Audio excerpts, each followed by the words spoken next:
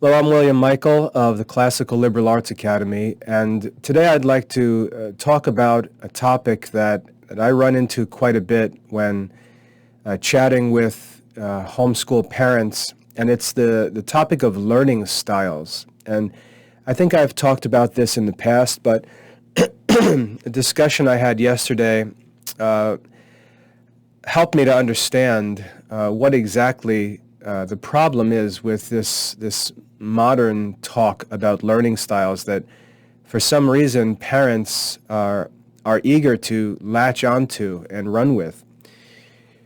Chat yesterday, a mother contacted me asking me about whether or not the Classical Liberal Arts Academy was a good fit for a child who is a visual learner, a visual learner. And of course, when I hear these terms, I have to dig into them a bit because a lot of this stuff is just modern craziness that's created by the public education system to label kids and justify the failures of schools. So we discussed the term a little bit, and I tried to figure out exactly what she meant by visual learner. And what it boiled down to was this mother explained that her children seem to like to learn by handling things and by experimenting and doing things like that. It's early. Manipulatives and mechanical, sensual activities, and that's how they like to learn. So she's curious about whether the classical liberal arts can be studied by quote-unquote visual learners. And the first thing that I did is I explained to her that she's not talking about visual learning. Visual has to do with eyesight. Reading is visual learning. Watching a video is visual learning. So it makes no sense to take something like a delight in sensible activities or physical activities and refer to that as some sort of learning style and then use that as a grid through which to look at options for children in education. And we chatted about it for a little while, and then finally she started to understand what I was explaining and was appreciative to see that there's a solution within the Classical Liberal Arts Academy for the concerns that she has, but the solution is not what she's told by modern educators that it is. And so let me talk about this briefly because I have a meeting, a tutoring session starting in a few minutes. If we look back at let me just say this. The reason why parents should be patient in latching on to these terms and labels is because most Catholic families, nearly all Catholic families, are completely ignorant of classical Catholic education as it really is, as it really existed throughout history, what it consists of, how it works, and so on. And so when parents are listening to these modern theories and explanations of how children learn and stuff like that, remember that it's all in the context that where classical Catholic education is absent. These people are educated in modern schools, they're working in modern schools, dealing with children in modern schools, dealing with parents who went to modern schools, and this entire discussion about learning styles is inside this box that only understands modern education. No one in it has ever studied the classical liberal arts. No one in it knows much about the history of Catholic education and how things worked. And yet everyone is ready to jump onto the bandwagon and start throwing these labels around as if they've done all the research, have looked into all the options, and now know what the solution is. And it's simply premature. Before any Catholic parent should start talking about learning styles and how kids learn, they have to ask a more important question, which is, what should children learn? That's the first question. What should children learn? Only when we answer that question correctly can we start talking about how children can and should learn it. We have to make sure we're not starting inside this modern box and forming all of our ideas based on research that excludes the history of Catholic education and all classical education.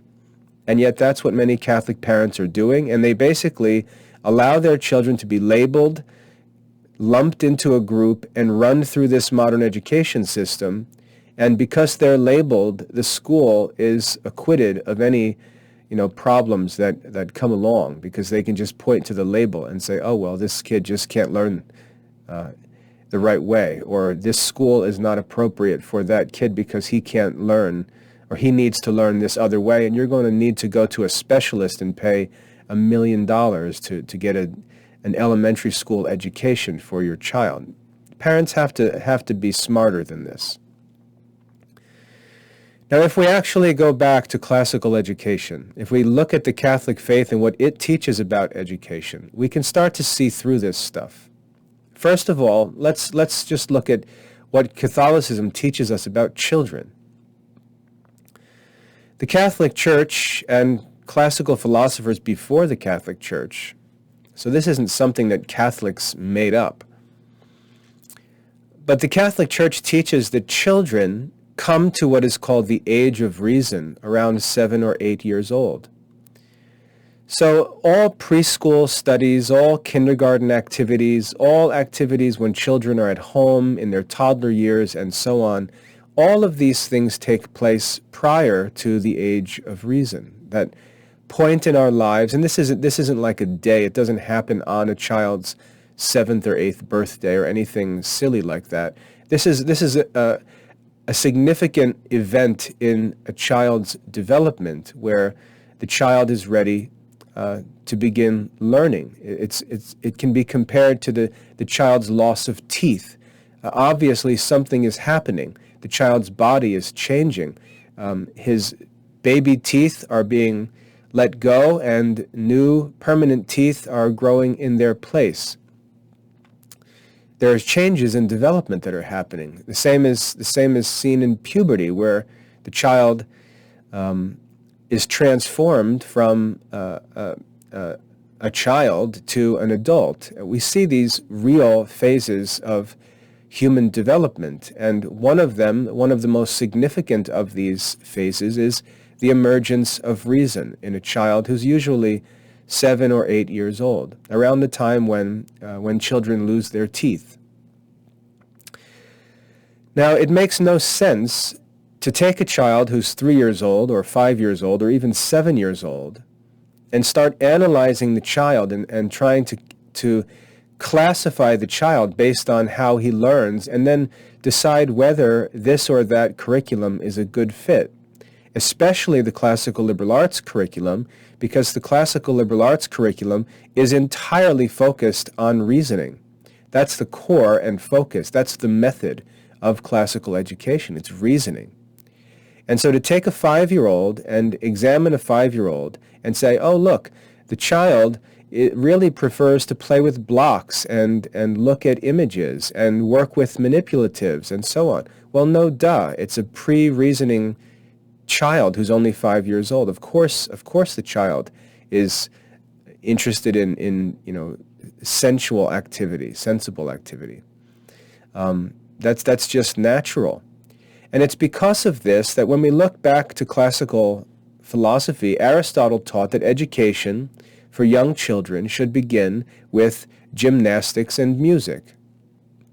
By gymnastics, he meant physical exercise and physical training, learning agility, developing physical strength, making sure that the child is growing strong and healthy, take care of the body. And that's an activity that children can appreciate and understand from a very young age, much earlier than they can appreciate any kind of liberal arts education. So Aristotle understood this whole notion of the development of reason at this point in a child's life, and therefore recommended that young children begin by taking care of their bodies, working on physical fitness and so on, and also music. And if we look at children, we find that there's nothing a child likes more than to play on a playground or ride on the swing set when he's 4 or 5 years old. Children appreciate physical activity, and it's good for them. It's good for them to get out, run around, climb, play, bang around, and develop physical health and strength when they're young, and that will allow them also to be able to work as they begin to get older, to establish good habits of health, hygiene, and physical fitness. We also see that music can be studied, and we're not talking about the music as one of the 7 liberal arts. We're talking about practical music. We're talking about vocal music, instrumental music, and so on. Those are things that children can begin studying earlier. Children can learn to play the piano when they're very young. Mozart was already composing when he was 5 years old, and though that's extraordinary, it just shows us that music is something that young children can learn. Children love to sing. They love to learn instruments and things like that. And that's appropriate for their age. But to get them started in the science of grammar or reasoning or rhetoric or mathematics is not appropriate at that age, unless we're talking about simple memorization of letters and sounds or arithmetic facts and counting and things like that. And we already do that.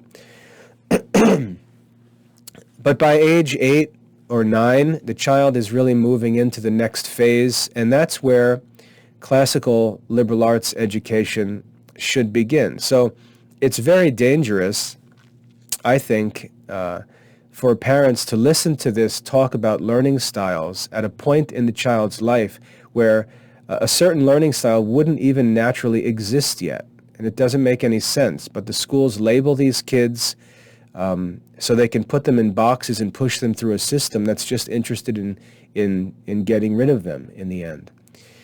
The truth is that children who are younger should focus on physical development. Parents should be concerned that they raise healthy, active young children, and that they bring healthy, active young children to the grammar school at age 8 or so, where they learn little by little, starting with simple things, starting with mostly memory work, and they slowly move into more and more contemplative work that leads them in their intellectual formation from being unable to understand contemplation or any subject that's pursued through contemplation to being skilled and comfortable in contemplation and being able to study reasoning and philosophy, classical mathematics, and so on. That's what mathematics are even for. Mathematics, classical mathematics, are a bridge between what is sensible and what is intellectual, purely intellectual and contemplative. That's the whole point of education. And so what many parents are doing is by ignorantly falling for this learning style labeling, is they're actually disqualifying their kids from the opportunity to study the classical liberal arts. So parents have to be wiser than that and not allow themselves to be told by people in modern education how their children learn or what they should study. We have to be smarter than this. Now, as for the Classical Liberal Arts Academy, we go even further because technology allows us to give children the opportunity to study at their own pace. So even if there was some truth, as there surely is, that children have different personalities, different graces, different strengths and weaknesses. Some of them are inclined to intellectual study. Some of them are averse to it. For some, it's quick and easy. For others, it's slow and difficult. There's an easy solution for that, and it's self-paced study. We teach our children, or we should teach our children, the same content, the same timeless Catholic classical content, But all we need to do is allow them to study it at their own pace, and the whole problem is solved. So we don't need to change the curriculum or go around hunting for different study programs. There's only one study program. You can bounce around all you want. You can look under every stone, attend every homeschool conference.